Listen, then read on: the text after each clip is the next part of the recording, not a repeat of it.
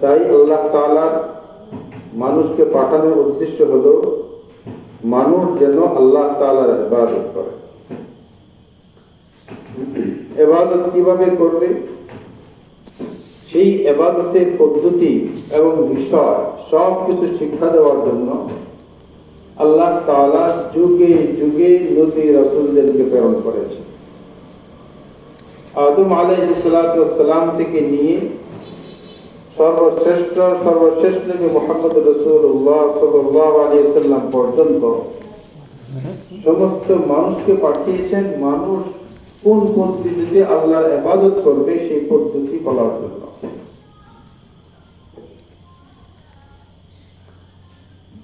কোন পদ্ধতিতে মানুষ ইবাদত করবে সেই পদ্ধতিটা বোঝানোর জন্যই, জানার জন্যই আল্লাহ তাআলা নবী রাসূলকে পাঠিয়েছেন।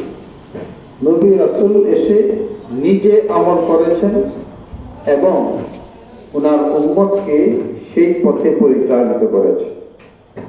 সেই উম্মতের মধ্যে কিছু লোক ওনার তালিম শিক্ষাকে গ্রহণ করেছেন, তারা মুমিন হয়েছেন। আর যারা নাকি তালিম শিক্ষাকে গ্রহণ করে নাই, নবী রাসূলকে মানে নাই, আল্লাহকে মানে নাই, তারা কাফের হয়েছেন। যারা মুমিন তারা জান্নাতে যাবে, আর যারা কাফের তারা জাহান্নামে যাবে। আল্লাহ তাআলা দুই দল ব্যক্তির জন্যই স্থান ঠিকানা নির্ধারণ করে রেখেছে। তো এই মানুষ ইবাদত করার জন্যই তার আগমন। ইবাদতের মধ্যে সর্বপ্রথম বিষয় হলো ঈমান। মানুষের অন্তরের মধ্যে এক আল্লাহ তাআলার বিশ্বাস, এক আল্লাহর প্রতি পরিপূর্ণ আস্থা, নবী রাসূলগণের উপর বিশ্বাস, আল্লাহ তাআলার দেয়া কিতাব গ্রন্থ, আসমানি গ্রন্থ সমূহের উপর বিশ্বাস, এবং পরকাল, মৃত্যুর পর থেকে শুরু হবে কবর, হাসর, ফুলসিরাত, জান্নাত, জাহান্নাম, এই সব কিছুর প্রতি বিশ্বাস এবং তাকদীরের উপর বিশ্বাস। ভালো এবং মন্দ যা কিছু ঘটে আমার পক্ষে বা বিপক্ষে সবগুলি আল্লাহ তাআলার পক্ষ থেকে, এই বিষয়গুলোর প্রতি বিশ্বাস। আল্লাহ তাআলা যে বিধান নাযিল করেছেন সেই বিধানের প্রতি বিশ্বাস, এই বিশ্বাসের নাম হইল ঈমান। প্রত্যেক মানুষের সর্বপ্রথম ঈমান আনাটা সবচেয়ে গুরুত্বপূর্ণ, সবচেয়ে প্রথম কাজ। রাসূল করিম সাল্লাল্লাহু আলাইহি ওয়াসাল্লাম যখন মক্কায় দাওয়াত দিলেন, সর্বপ্রথম যারা পৌত্তলিক ছিল, মুশরিক ছিল,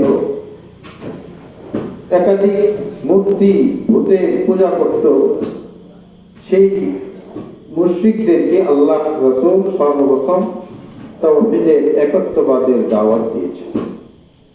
বলেছেন, ইয়া আইয়ুহান নাস কুলু লা ইলাহা ইল্লাল্লাহ, হে লোক সকল তোমরা লা ইলাহা ইল্লাল্লাহ এই কথা স্বীকার করো, বিশ্বাস করো। প্রথম তাদেরকে এই ঘোষণা দিয়েছে। আল্লাহ রাসূল যখন আয়াত নাযিল হলো, ওয়া আনজির আশীরাতাকাল আকরাবিন, আপনার নিকটতম লোকদেরকে দাওয়াত দিন, আল্লাহ সম্পর্কে সতর্ক করো, পরকাল সম্পর্কে সতর্ক করো। তখন রাসূল করিম সাল্লাল্লাহু আলাইহি ওয়াসাল্লাম সাফা পাহাড়ের উপর উঠলেন এবং আরবের প্রথম যেই জোরে আওয়াজ দিলেন, এই আওয়াজ শুনে সকলে একত্রিত হলো। জিজ্ঞাসা করলেন, যদি আমি এই কথা বলি যে পাহাড়ের অপর প্রান্তে শত্রুদল লুকিয়ে আছে, তোমাদের উপর হামলা করবে, তোমরা কি এই কথা বিশ্বাস করবে? তখন তারা সকলেই বলল, হ্যাঁ অবশ্যই বিশ্বাস করব, কারণ আপনি এর আগে কোনোদিন মিথ্যা কথা বলেন নাই। রাসূল করিম সাল্লাল্লাহু আলাইহি ওয়াসাল্লাম বললেন, এই যে আরেকটা সত্য কথা যে এক আল্লাহ ছাড়া আর কোনো মাবুদ নাই, তোমরা এই কথা মানো, তোমাদের সফলতা আসবে পরকালে এবং দুনিয়াতে। তখনই আবু লাহাব সে বলল তাব্বান লাকা সাইরাল ইয়াউম আলিহাযা জামাআতানা, আজকের দিন তোমার কি ধ্বংস হোক, তুমি কি এই জন্য আমাদেরকে একত্র করেছো এই কথা শোনানোর জন্য? এই কথা বলে তারা চলে গেল। আল্লাহ তাআলা সেই বক্তব্যে, আবু লাহাবের বক্তব্যের প্রেক্ষিতে আয়াত নাযিল করলেন, তাব্বাত ইয়াদা আবি লাহাবিন ওয়া তাব। রাসূলের দুই হাত ধ্বংস হবে না, বরং আবু লাহাবের দুই হাত ধ্বংস হবে। মা আগনা আনহু মালুহু ওয়া মা কাসাব, তার সম্পদ এবং সে যা কামাই করেছে এই সমস্ত কিছু মিলেও তাকে রক্ষা করতে পারবে না। সায়াসলা নারান যাতা লাহাব, সে অতি সত্বর আগুনে প্রবেশ করবে, যে আগুন লেলিহান, আগুনে লাভা উঠতেছে, এইরকম আগুনের মধ্যে সে প্রবেশ করবে।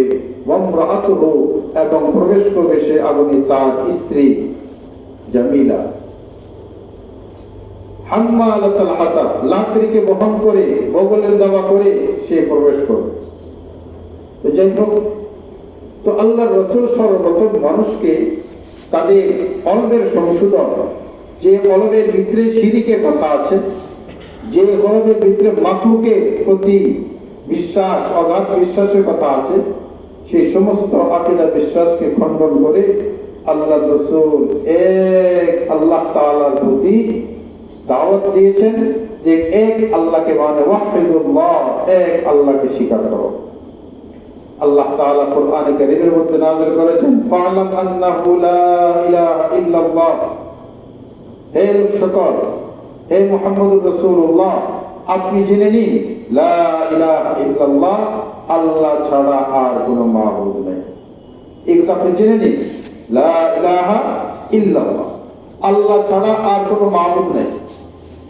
আল্লাহ রাসূল বলছেন যে হ্যাঁ, আলিম না, আমি জেনে নিয়েছি, মানে এক আল্লাহ ছাড়া আর কোনো মাবুদ নাই।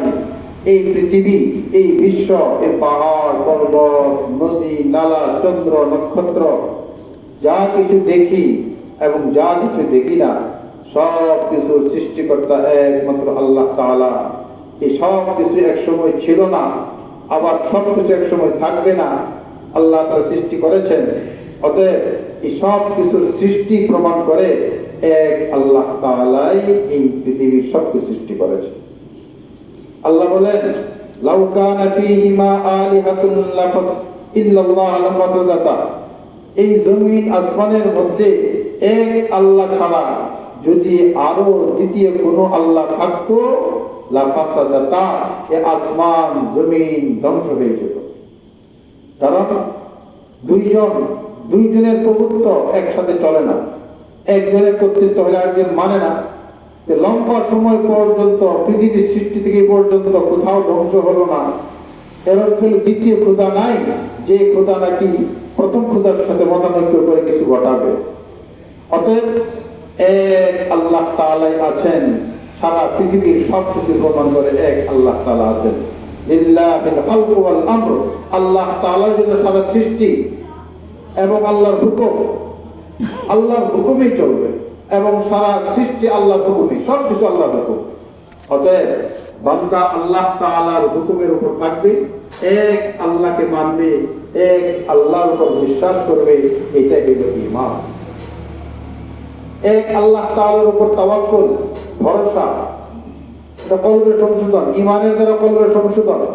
যে কলবের ভিতরে বিভিন্ন বস্তুর মহব্বত, বিভিন্ন বস্তুর বিশ্বাস, আকীদা আছে, সবগুলিকে দূর করে কলবের ভিতরে একমাত্র আল্লাহ তাআলার প্রতি ঈমান রাখতে হবে। বিশ্বাস করতে হবে আল্লাহ তাআলা রাজ্জাক, রিজিক দাতা, তিনি প্রত্যেকটা মানুষের রিজিক দান করেন, এই বিশ্বাস করতে হবে। ওয়ামা মিন দাব্বাতিন ফিল আরদি ইল্লা আলাল্লাহি রিজকুহা, প্রত্যেকটা প্রাণী, দাব্বা মা ইয়াদুব্বু আলাল আরদ, জমিনের উপর যা চলাফেরা করে, প্রত্যেকটা প্রাণীর রিজিকের দায়িত্ব একমাত্র আল্লাহ তাআলা। ওয়া ইয়ালামু মুস্তাকাররাহা ওয়া মুস্তাওদাহা, এবং তিনি জানেন মুস্তাকাররাহা, কোন বস্তু, কোন জিনিস, কোন সৃষ্টি কোন মেরুদণ্ডের মধ্যে ছিল, এবং তিনি জানেন কোন সন্তান, কোন বীর্য, কোন রেহেমের মধ্যে সৃষ্টি হবে। অর্থাৎ প্রত্যেকটা সৃষ্টি নারী পুরুষ দ্বারা হয়, মানুষ এবং প্রাণী সবকিছুর মধ্যে। পুরুষের পিঠের মেরুদণ্ড আর মহিলার বুকের হাড্ডি, সেখান থেকে সবকিছুর উৎস হয়। আল্লাহ তাআলা বলেন, ইয়ালামু মুস্তাকাররাহা, সে কোথায় ছিল, কার পিঠের মধ্যে ছিল, কোন বংশের কোন ব্যক্তির পিঠের মধ্যে ছিল, মুস্তাওদাহা, এবং কোন মায়ের গর্ভে ছিল, আল্লাহ তাআলা সেটাও জানেন। ইয়ালামু মুস্তাকাররাহা ওয়া মুস্তাওদাহা আরেকটি ব্যাখ্যা আছে, কার সৃষ্টি থেকে, জমিনের কোন অংশ থেকে কার সৃষ্টি, কি খাওয়ার পর সে রক্ত হবে, শুক্র হবে, এটা আল্লাহ জানেন। মুস্তাওদাহা, এবং প্রত্যেক ব্যক্তিকে কোথায় কবরস্থ করা হবে এটা আল্লাহ তাআলা জানেন, কোন জায়গায় রাখা হবে এটা আল্লাহ জানেন। তাইলে মানুষের সৃষ্টির উৎস হলো মাটি, মাটির নির্যাস, খাবার, এইটাও কোন খাবার থেকে কার সৃষ্টি হবে এটা আল্লাহ তাআলা জানেন। এবং মানুষের মৃত্যুর পরে কোথায় তাকে কবরস্থ করা হবে, জমিনের কোন অংশের মধ্যে সে সমাহিত থাকবে, আল্লাহ তাআলা সেটাও জানেন। কুল্লুন ফি ফালাকিন ইয়াসবাহুন, প্রত্যেকটা কক্ষ আল্লাহ তাআলার দেয়া পথের উপর চলছে। এই পৃথিবী একটা গোল বস্তু, আকাশের মধ্যে বাড়তেছে, আমরা উপর অংশে আছি। এইরকম আমেরিকা নিচের অংশের মধ্যে এইভাবে দাঁড়িয়ে আছে আমাদের মতন। আপনি আমেরিকায় যান, এরকম মাটি সবকিছু দেখবেন, অথচ এটা গোল। আসমান কোথায়? চতুর্দিক দিয়ে আসমান, শুধু আসমান উপরে। এই যে আহলে হাদিসরা বলে আল্লাহ কোথায়, আল্লাহ তাআলা আসমানে আরশের মধ্যে আছে। আল্লাহ তাআলা আসমান আরশের মধ্যে আছে, সৃষ্টি করার পর ইস্তাওয়া আলা আরশে চলে গেছে। আরশ কোথায়? আরশ কোথায়? ওয়াসিআ কুরসিয়ুহুস সামাওয়াতি ওয়াল আরদ, আল্লাহ তাআলার আরশ আসমান জমিনের পুরোটা বেষ্টন করে রাখছে। আসমান কোথায়? এই যে আমরা দেখতেছি আসমান, আবার দ্বিতীয়, তৃতীয়, চতুর্থ, সপ্তম আসমান, এই সাত আসমানকে যে জিনিস বেষ্টন করে রেখেছে তার নাম কি? আল্লাহ। তার নাম আরশ। তার নাম কি? আরশ। তো আল্লাহ তাআলা ইস্তাওয়া আলাল আরশ, আল্লাহ তাআলা আরশের উপর সমাসীন। তাহলে আল্লাহ তাআলা আসমানের মধ্যে হইলেন কেন? আল্লাহ তাআলা আরশের মধ্যে, আর আরশের ভিতরে হলো কি? আসমান। আরশের ওয়াসিআ কুরসিয়ুহুস সামাওয়াতি ওয়াল আরদ, আল্লাহ তাআলার আরশ আসমান জমিনকে বেষ্টন করে রেখেছে। তাইলে আসমান জমিনটা আরশের ভিতরে। তা আসমান জমিন কোথায়? আরশের ভিতরে। অতএব আল্লাহ তাআলা আসমানে আছে, এখানে নাই তা তো না। আল্লাহ তাআলা আরশ তো আসমানের উপরে, তাহলে আল্লাহ তাআলা সব কিছুকে বেষ্টন করে রেখেছে। এই পৃথিবী আমরা দেখতেছি, অনেক কিছু দেখতেছি ছোটকাল থেকে, দেখার শেষ নাই। অথচ এই পৃথিবী হাকিকত এখন আমরা বুঝতে পারি না। এই পৃথিবীটা গোলাকার, চতুর্দিক দিয়ে মানুষ বসবাস করতে পারে, পানি, পাহাড়, মানুষ সব কিছু আছে। আমরা যেরকম শূন্য দেখতেছি, আমেরিকাও তার উপরে শূন্য দেখতেছে। তাহলে কিভাবে আল্লাহ তাআলা এত বিশাল পৃথিবীকে এরকম শূন্যের মধ্যে দাঁড় করে রাখছে? ঠিক তদ্রূপ ভাবে আল্লাহ তাআলা আসমান, চন্দ্রকে শূন্যের মধ্যে দাঁড় করে রেখেছে। এরকম সূর্যকে আশপাশে কোনো কিছু ঠিকা দেওয়া নাই। এরপরে প্রত্যেকটা নক্ষত্রকে, এরপরে আল্লাহ তাআলা এই আসমানকে আসমারা বেসতু পিলার ছাড়া আল্লাহ তাআলা সব সুন্দর করে দিয়েছে। এই সব সৃষ্টিকার আল্লাহ তাআলা। এখানে যদি একটা হাতির লেদা পাওয়া যায়, আমরা বুঝতে পারি এই পথ দিয়ে হাতি হেঁটে গেছে। আমরা যদি দেখি গরুর গোবরে পড়ে আছে, আমরা মনে করি এই দিকে গরু হেঁটে গিয়েছে। যদি দেখি ছাগলের লেদা, মনে করি ছাগল এই দিকে হেঁটে গিয়েছে। এই ছাগলের লেদা, গরুর লেদা, হাতির লেদা প্রমাণ করে তার প্রত্যেকটা প্রতি। তাহলে আল্লাহ তাআলা এত বিশাল আসমান সৃষ্টি করলেন, প্রত্যেকটা নক্ষত্র, প্রত্যেকটা গ্রহ উপগ্রহকে তার কুল্লুন ফি ফালাকিন ইয়াসবাহুন, প্রত্যেকটার মধ্যে ঘুরতেছে, ঘূর্ণায়মান। ওয়াশ-শামসু তাজরি লিমুস্তাকাররিন লাহা, সূর্য তার কক্ষপথে ঘুরছে, সূর্য তার কক্ষপথে ঘুরতেছে। এই সবগুলি ঠিকঠাক মতনে কাজ করে যাচ্ছে। এই সবগুলি কি প্রমাণ করে না যে সবগুলি সৃষ্টিকর্তা একজন আছেন? অতএব সেই এক আল্লাহ তাআলাকে মানার জন্যই আম্বিয়া কেরাম আলাইহিস সালাতু ওয়াস সালামকে প্রেরণ করে উম্মতকে শিক্ষা দিয়েছেন যে দেখো, তোমরা এক আল্লাহকে মানো, এক আল্লাহ ছাড়া তোমাদের আর কোনো মাবুদ নাই, উপাস্য ইবাদত করার যোগ্য আর কেউ নাই, কোনো মাখলুক না, কোনো নবী না, আসমান না, চন্দ্র না, সূর্য না, কোনো কিছুই না। হযরত ইব্রাহিম আলাইহিস সালাতু ওয়াস সালামের জাতি মূর্তি পূজা করত, চন্দ্রের পূজা করত, সূর্যের পূজা করত, তারকার পূজা করত। স্টার সাদি ইব্রাহিম আলাইহিস সালাতু ওয়াস সালাম প্রথম এইগুলিকে দেখলেন, দেখার পরে প্রথম স্বীকার করলেন, দাওয়াতের কৌশল স্বীকার করলেন যে হ্যাঁ, চন্দ্র দেখার পরে এটা হাযা রাব্বি বললেন। যখন তা অস্তমিত হলো তখন আবার বললেন যে না, যাহা অস্তমিত হয়ে যা, সে আমার রব হতে পারে না। এরপরে যখন নাকি সূর্য প্রখর আকার ধারণ করলো, বললেন হাযা রাব্বি হাযা আকবার, এটা বড়, এটা আমার রব। যখন ফালাম্মা আফালা, যখন আবার ডুবে গেল, তখন বললেন ইন্নী লা উহিব্বুল আফিলিন, যে ডুবে যা, এরা মুসলমানের রব হতে পারে না। এই চন্দ্র, এই সূর্য, তারকা, এই আসমান জমিন, এই রব হতে পারে না। রবকে, যিনি আমাকে সারা পৃথিবীকে সৃষ্টি করেছেন, সব কিছু সৃষ্টি করেন, তিনি কি আমার রব। শুধু সৃষ্টি করেন নাই, সৃষ্টি করার পরে আমাকে লালন পালন করেছেন। আমার অস্তিত্ব ছিল না, অস্তিত্বের মধ্যে এনেছেন। এরপরে সেখান থেকে আবার সামান্য শুক্র থেকে বড় করতে করতে আকৃতি দিয়েছেন, বিভিন্ন ধাপে ধাপে রূপ দিয়েছেন। এরপর আমার উপযোগী খাবার দিয়ে দিয়ে দিয়ে দিয়ে আজকে সারা জীবন আমার খাবার দিয়ে যাচ্ছেন যে সত্তা, তিনি হলেন আমার রব। তিনি আমার কি রব? অতএব রব একমাত্র প্রতিপালক। সারা আলহামদুলিল্লাহ রাব্বিল আলামিন, সমস্ত প্রশংসা জগৎ সমূহের পালন কর্তার জন্য। আলম বলা হয় জগৎ, আলামিন জগৎ সমূহ, এক একটা জগৎ, প্রত্যেকটা জগতের লালন কর্তা কে? আল্লাহ। এই দুনিয়া একটা জগৎ, মানুষের একটা জগৎ, যত জগৎ থাকতে পারে, যা দেখি দৃশ্যমান, যা অদৃশ্য, সমস্ত জগতের সৃষ্টিকর্তা কে? আল্লাহ। এই সমস্ত জগতের লালন পালন কে করেন? আল্লাহ। কাজেই সেই আল্লাহ তাআলার বিশ্বাস অন্তরের মধ্যে রাখার নামে কি? ঈমান। মানুষ চোখে যা দেখে তার প্রতি বিশ্বাস করে, তাকে মহব্বত করে।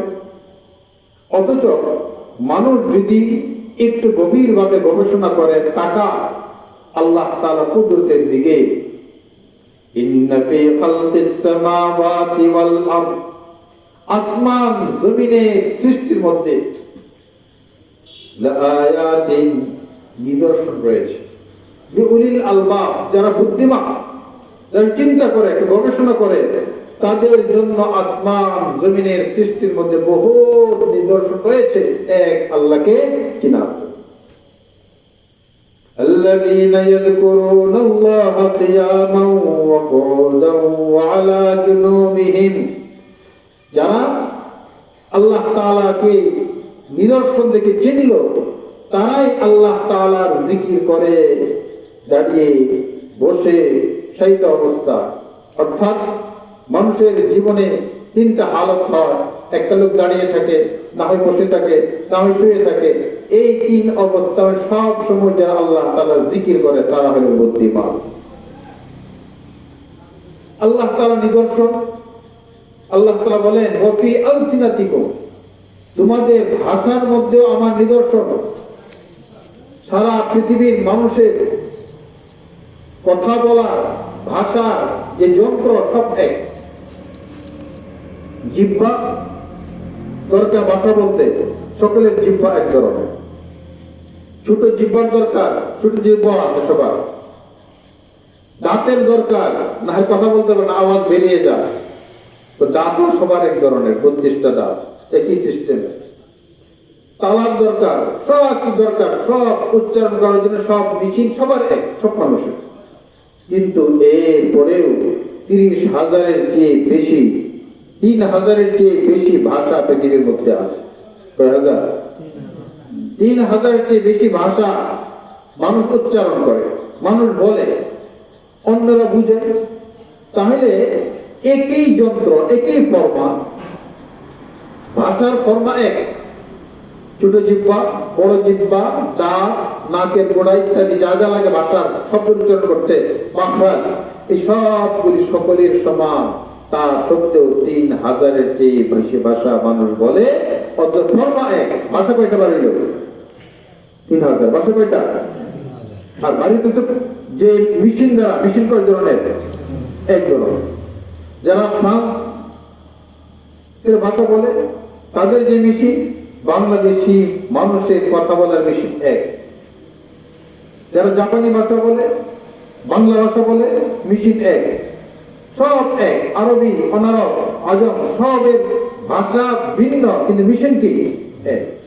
আল্লাহ তাআলা বলেন যে একই মেশিন দিয়ে আমি এতগুলি ভাষা বের করছি। ওতে আলসিনাতিকুম, আমাকে চেনার নিদর্শন তোমাদের ভাষার মধ্যে আছে। ভাষার উপর তালাশ করো, গবেষণা করো, তোমরা আমাকে চিনতে পারবে।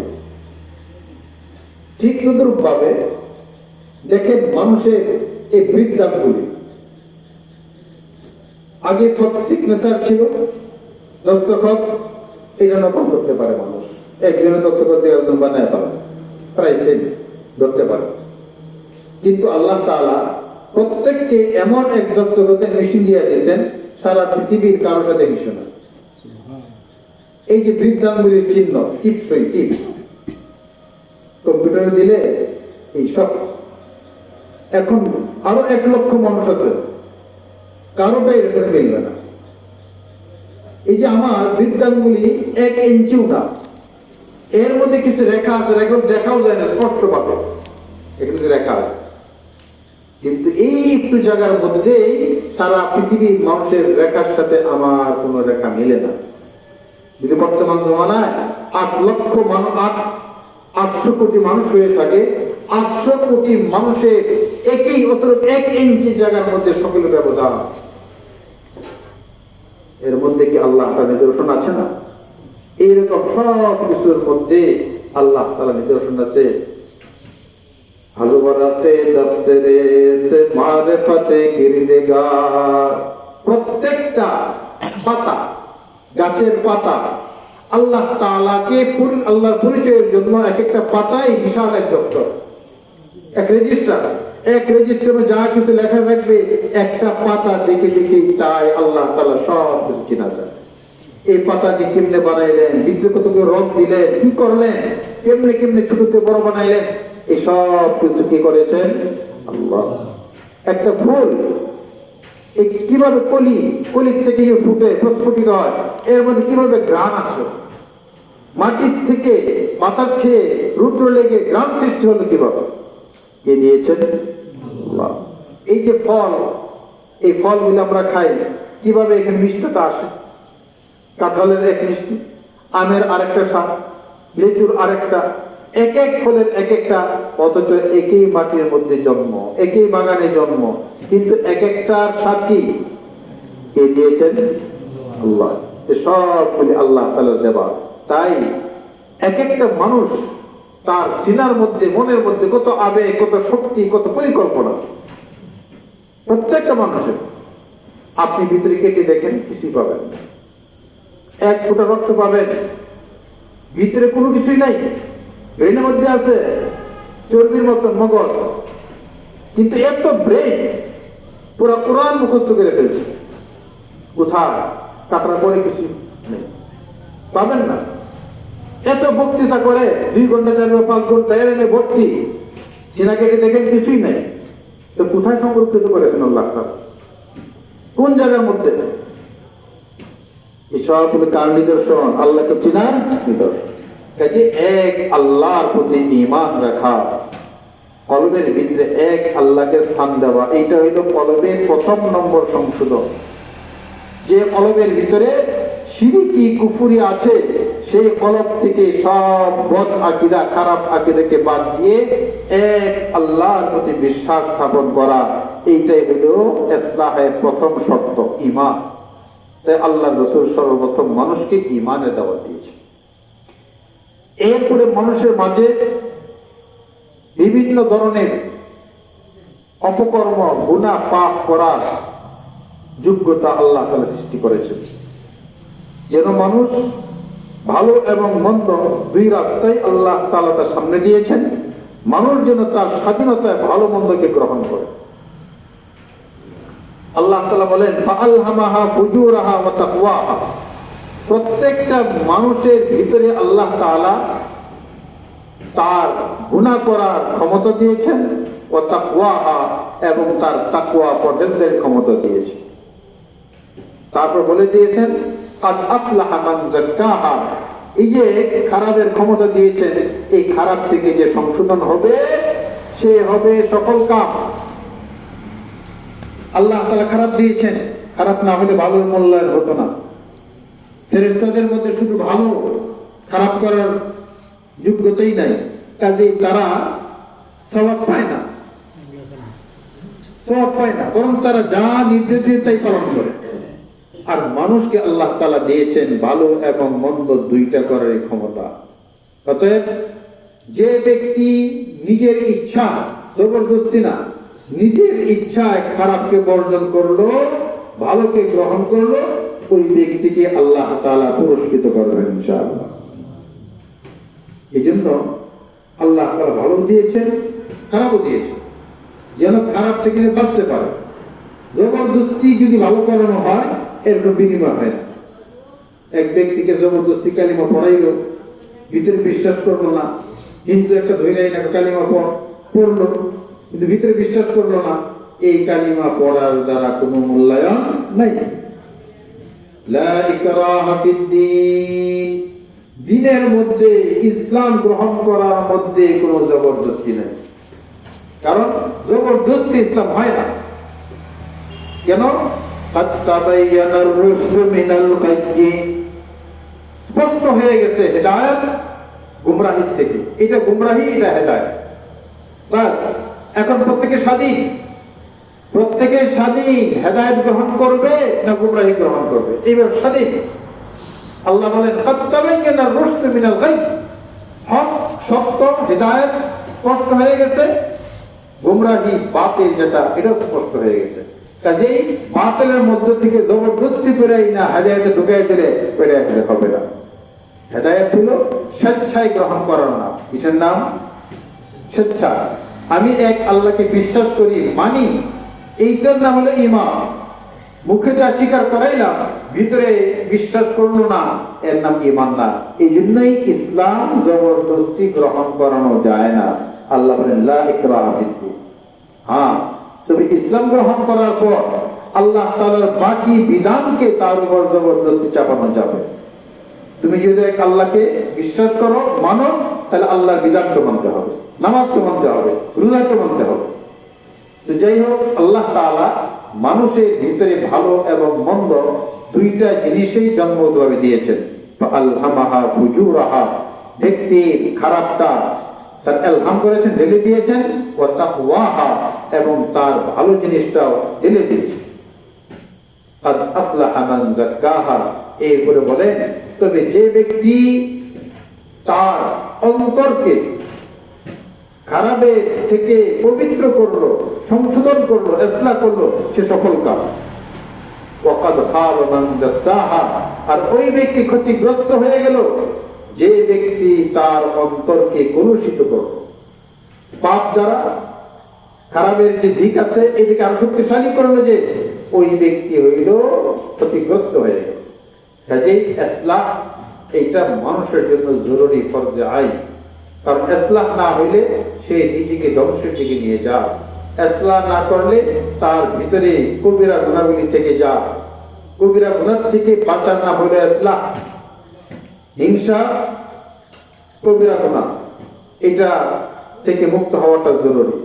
অহংকার কবিরা গুনাহ, রিয়ালৌকিকতা কবিরা গুনাহ, পরশ্রীকাতরতা কবিরা গুনাহ, কৃপণতা কবিরা গুনাহ। এই কবিরা গুনাহ থেকে বাঁচা ফরজ, কাজে মানুষের অন্তরকে কবিরা গুনাহ থেকে মুক্ত করানো কে ফরজ। অতএব ইসলাম মানে নিজের সংশোধন, ঈমানি সংশোধন, নিজের বাহ্যিক অবস্থাকে এবং নিজের অভ্যন্তরীণ অবস্থাকে, দুইটা অবস্থাকেই সংশোধন করার নাম কি? ইসলাম।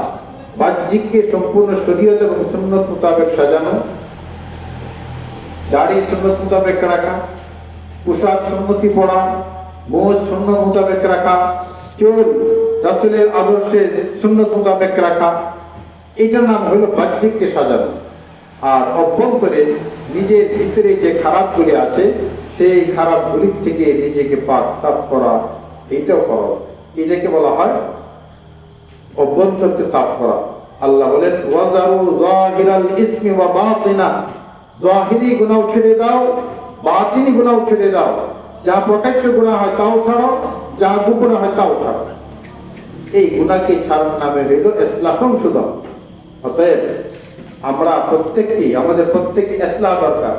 ইসলাহের প্রথম ধাপ হইল ঈমান আনা, শিরক কুফর মুক্ত হওয়া।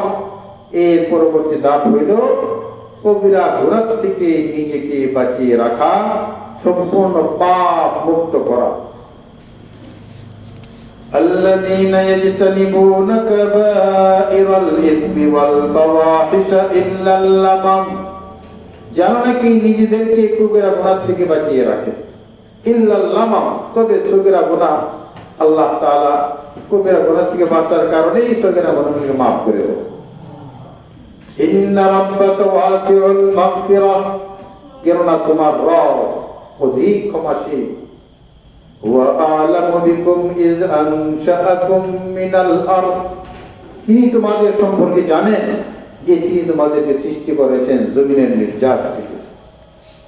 তোমাকে সৃষ্টি করেছেন জমির নির্যাস থেকে। জমিনের থেকে পানি মাটি মিলে ফসিল হয়েছে, মাছ হয়েছে, এই ছাগল গরু ভেড়া যেগুলি খায় এগুলি মাটির উৎপাদন। অতএব ওইগুলি খাওয়ার কারণে তোমার শরীরে রক্ত আসছে, আলাকা আসছে, এরপরে আস্তে আস্তে এটাকে শুক্রতে পরিণত হয়েছে, এরপর দুই শুক্র মিলে আবার তোমার জন্ম হয়েছে। কাজেই তোমার জন্মের উৎস কি তিনি সম্পর্কে জানেন।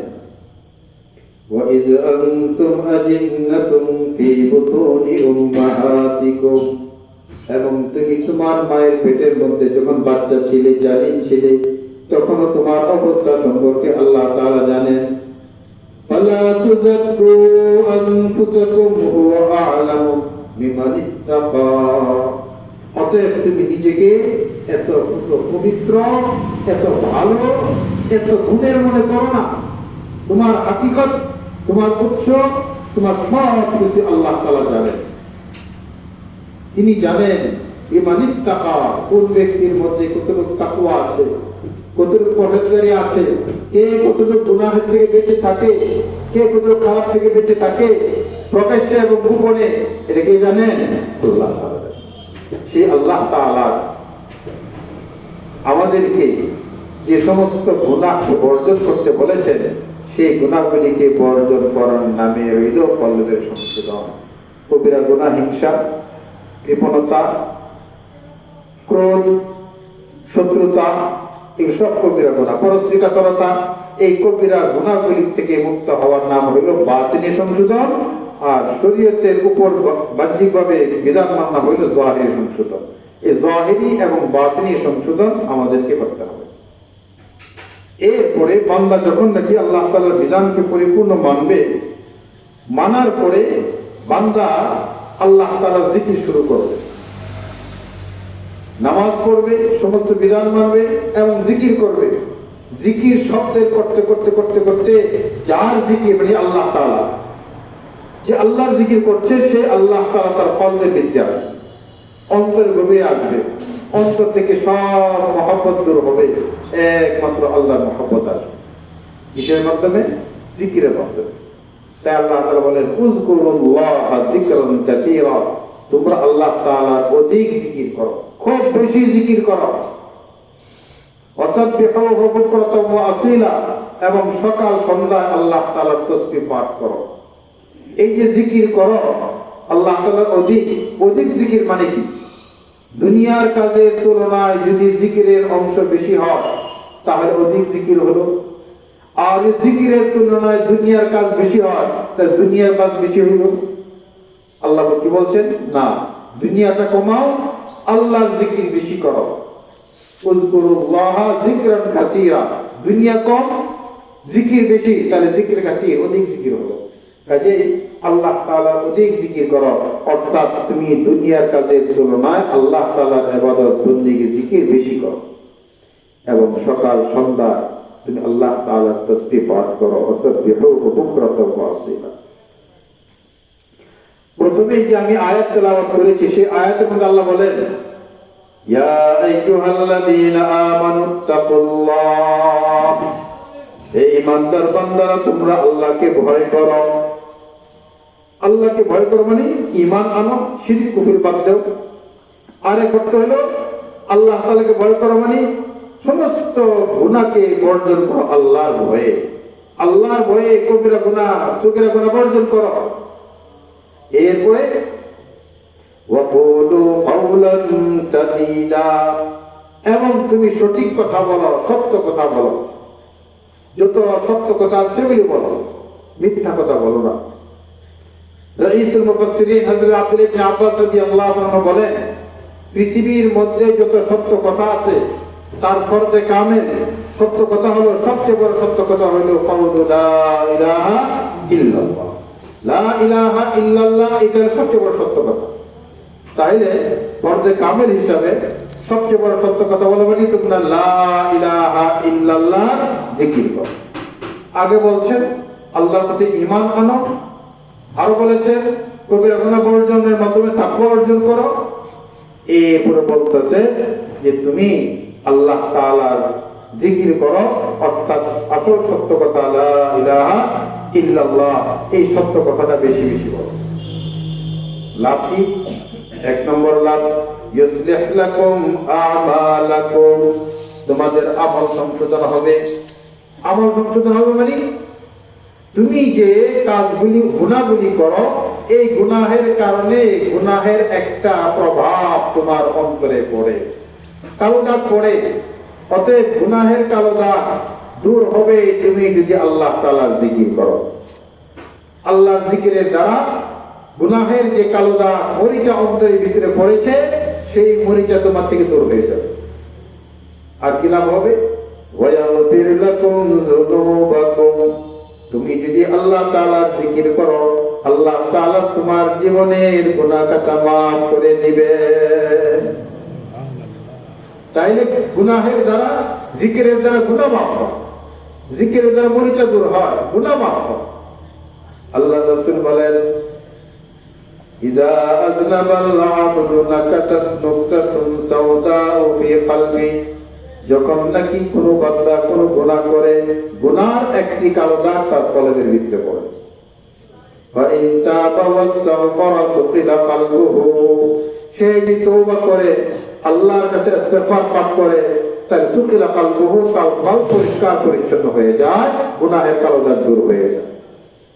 ফাইন যাদা জিদাত, আর যদি তওবা করলো না, আরেকটি গুনাহ করলো, তওবা করে নাই, আরেকটি গুনাহ করলো, তওবা করলো না, তাহলে কালো দাগটা বাড়তেই থাকে বাড়তেই থাকে, হাত্তা তা'লুয়া, একেবারে মোটা হয়ে যায়, বরফ বরফ হয়ে যায়। যালিকুমুর রান, রাসূল এইটা হইলো অন্তরের মরিচা। লোহার মরিচা লাগে, ওয়ালের মধ্যেও ছাতা পড়ে যায়, চিনের মধ্যে মরিচা পড়ে যায়, বিভিন্ন জিনিসে মরিচা পড়ে, ময়লা পড়ে, আর অন্তর ময়লা, এইটা গুনাহের ময়লা। আর গুনাহটা দূর হবে একমাত্র আল্লাহ তাআলার জিকিরের মাধ্যমে। কার মাধ্যমে? আল্লাহ জিকিরের মাধ্যমে। এই জন্য আল্লাহ তাআলার জিকির আমাদেরকে বেশি বেশি করা উচিত, বেশি বেশি করা উচিত। জিকিরের দ্বারা কলব সাফ হয়, দুনিয়ার মহব্বত দূর হয়, একমাত্র আল্লাহর মহব্বত কলবের ভিতরে প্রবেশ করে। আর যখন আল্লাহর মহব্বত আসবে, আল্লাহর মহব্বতের কারণে গুনাহের প্রতি ঘৃণা সৃষ্টি হবে। এটা অন্যায় কাজ, এটা পাপ কাজ, এটা করা যাবে না। আল্লাহ নারাজ হয় কাজে কোনো গুনাহ কাজ করা যাবে না। কখন? যখন বান্দার অন্তরে ভিতরে আল্লাহর মহব্বত, আল্লাহর ভয় ঢুকবে, তখন বান্দা গুনাহ থেকে বাঁচতে পারবে। এই জন্য জিকিরের অনেক প্রভাব, জিকিরের অনেক প্রভাব। এই জন্য জিকির গুলি আমরা বেশি বেশি করার চেষ্টা করি। নামাজ, আল্লাহর বিধান, এইগুলো পালন করতেই হবে। আল্লাহ বলেন নামাজ কায়েম করো আমার স্মরণের জন্য, জিকিরের জন্য। নামাজ পড়ানো আল্লাহর জিকির। অতএব নামাজটা জিকির অন্তর্ভুক্ত, তিলাওয়াত জিকির অন্তর্ভুক্ত, আবার তাসবিহ তাহলিল পাঠ করা তো জিকির অন্তর্ভুক্ত। যখন বান্দা আল্লাহর স্মরণে থাকবে, স্মরণ থাকতে থাকতে এত জিকির বেশি করে যে অন্তরের ভিতরে আল্লাহ ছাড়া আর কেউ থাকে না, তখন সেই ব্যক্তির অন্তর আল্লাহর জন্য সব কিছুই করে, আল্লাহর মহব্বতে করে, আল্লাহর ভয়ে খারাপ থেকে বাঁচার চেষ্টা করে। এই জন্য আমরা জিকির করব। রাসূল বলেন আফজালুল যিকরি কাউলু লা ইলাহা ইল্লাল্লাহ, সবচেয়ে উত্তম জিকির হইল লা ইলাহা ইল্লাল্লাহ, সবচেয়ে উত্তম জিকির। অতএব কারণ এই জিকিরটা যদি একজন কাফের, মুশরিক, ইহুদি, খ্রিস্টান ৬০-৭০ বছর আল্লাহর নাফরমানি করেছে, এখন সে ঈমান আনতে চায়, সত্য অন্তরে যদি একবার লা ইলাহা ইল্লাল্লাহ বলে, আল্লাহ তাআলা তার পিছনের সব গুনাহ মাফ করে দেন। এই জিকিরের মধ্যে তো পাওয়া যে একবার বলার কারণে সব গুনাহ মাফ, শিরক গুনাহ মাফ। আবার যদি একজন মুসলমান বলে, তাহলে তার অন্তরের মধ্যে যে গুনাহের কালো দাগগুলি আছে, আল্লাহ তার দাগগুলি দূর করে দেন। যতবার পড়বে এতবার তার অন্তর থেকে সেগুলি দূর হবে। আর যদি গুনাহ না থাকে, ময়লা না থাকে, তার প্রত্যেকবার লা ইলাহা ইল্লাল্লাহ বলার দ্বারা তার কলবের ভিতরে নূর সৃষ্টি হবে। এই জন্য আমরা আল্লাহ তাআলার জিকির করি। আজকেও কিছুক্ষণ সময় জিকির হবে। এই যে এখানে আমরা লা ইলাহা বলার সময় লা মানি লা ইলাহা, কোনো ইলাহা নাই, নফি। আল্লাহ তাআলা ছাড়া অন্তরের মধ্যে যাদের মহব্বত আছে, টাকার মহব্বত, সন্তানের মহব্বত, জমির মহব্বত, ক্ষমতার মহব্বত, দুনিয়ার মহব্বত, লা ইলাহা বলে সবগুলিকে কল্প থেকে টেনে পিছনে ফেলে দিব। এই ধ্যান করব। আবার বার ঘুরে কল্প বরাবর এনে ইল্লাল্লাহ, একমাত্র আল্লাহর মহব্বত আমার কলবের ভিতরে আছে, এটাকে সাব্যস্ত করব।